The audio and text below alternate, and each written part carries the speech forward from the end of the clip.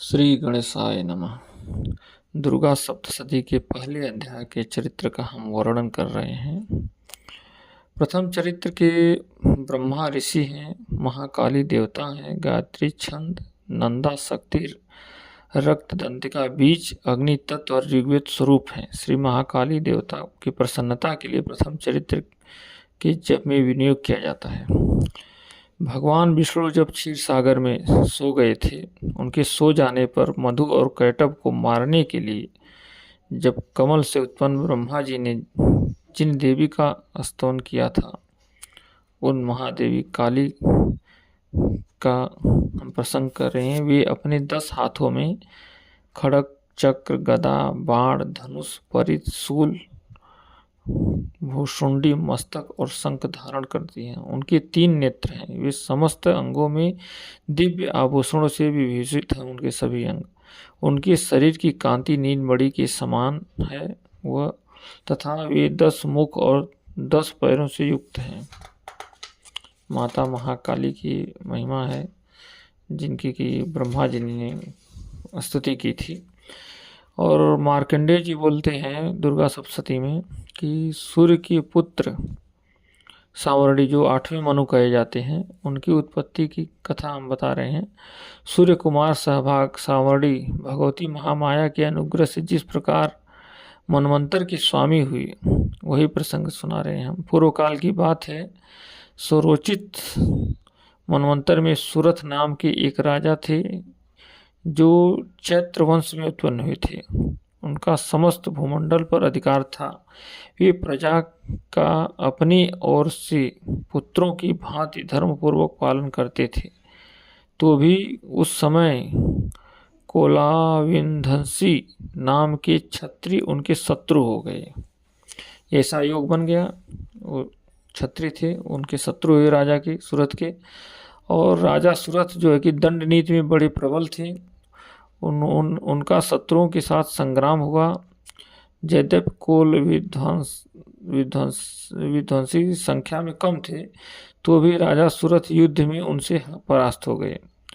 तब वे युद्ध भूमि से अपने नगर को लौट आए और केवल अपने देश में जाकर होकर रहने लगे। समूची पृथ्वी से उनका अधिकार जाता रहा, किंतु वहाँ भी उन प्रबल शत्रुओं ने उनका उस समय महाभाग राजा सूरत पर आक्रमण कर दिया।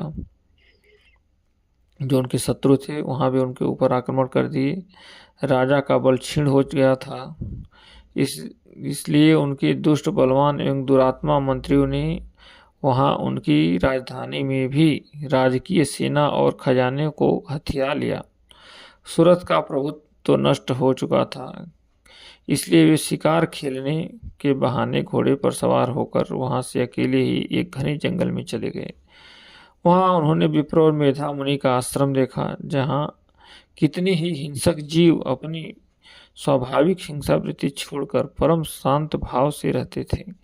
मुनि के बहुत से शिष्य उस वन की शोभा बढ़ा रहे थे। उस मेधा मुनि के आश्रम में पहुंचे सूरथ राजा। वहां जाने पर मुनि ने उनका आदर सत्कार किया। वे उन मुनि श्रेष्ठ के आश्रम पर इधर उधर विचरते हुए कुछ काल तक रहे। फिर ममता से आकृष्ट चित्त होकर वहां इस प्रकार चिंता करने लगे। पूर्व काल में मेरे पूर्वजों ने जिसका पालन किया था, वही नगर आज मुझसे रहित है। पता नहीं मेरे दुराचारी भृत्यगण उनकी धर्मपूर्वक रक्षा करते हैं या नहीं। जो सदा मद की वर्षा करने वाला और सूरवीर था, वह मेरा प्रधान हाथी अब शत्रुओं के अधीन होकर न जाने किन भोगों को भोगता होगा। जो लोग मेरी कृपा, धन और भोजन पाने से सदा मेरे पीछे पीछे चलते थे, वे नित्य ही अब दूसरे राजाओं का अनुसरण करते होंगे। उन अपव्ययी लोगों के द्वारा सदा खर्च होते रहने के कारण अत्यंत कष्ट से जमा किया हुआ मेरा वह खजाना खाली हो जाएगा। ये तथा और भी कई बातों पर राजा सूरथ निरंतर सोचते रहते थे। एक दिन उन्होंने वहाँ विप्रवर मेधा के आश्रम के निकट एक वैश्य को देखा और उससे पूछा, भाई तुम कौन हो? यहाँ तुम्हारे आने का क्या कारण है? तुम क्यों शोकग्रस्त और अनमने मन से दिखाई देते हो। राजा सूरत का यह प्रेम पूर्वक कहा हुआ वचन सुनकर वैश्य ने विनीत भाव से उन्हें प्रणाम करके कहा। वह वैश्य बोला, हे राजा, मैं धनियों के कुल में उत्पन्न एक वैश्य हूँ। मेरा नाम समाधि है। मेरे दुष्ट स्त्री पुरुषों ने धन के लोभ से मुझे घर से बाहर निकाल दिया है। मैं इस समय धन, स्त्री और पुत्रों से वंचित हूँ। मेरे विश्वसनीय बंधुओं ने मेरा ही धन लेकर मुझे दूर कर दिया है। इसलिए दुखी होकर मैं वन में चला गया हूँ। यहाँ रहकर मैं इस बात को नहीं जानता कि मेरे पुत्रों की, स्त्री की और स्वजनों की कुशल कैसे है या नहीं। इस समय घर में वे कुशल से रहते हैं अथवा कोई कष्ट है। वे मेरे पुत्र कैसे हैं, क्या वे सदाचारी हैं अथवा दुराचारी हो गए हैं। राजा ने पूछा, जिन लोभी स्त्री पुत्र आदि ने धन के कारण तुम्हें घर से निकाल दिया, उनके प्रति तुम्हारे चित्त में इतना स्नेह बंधन क्यों है?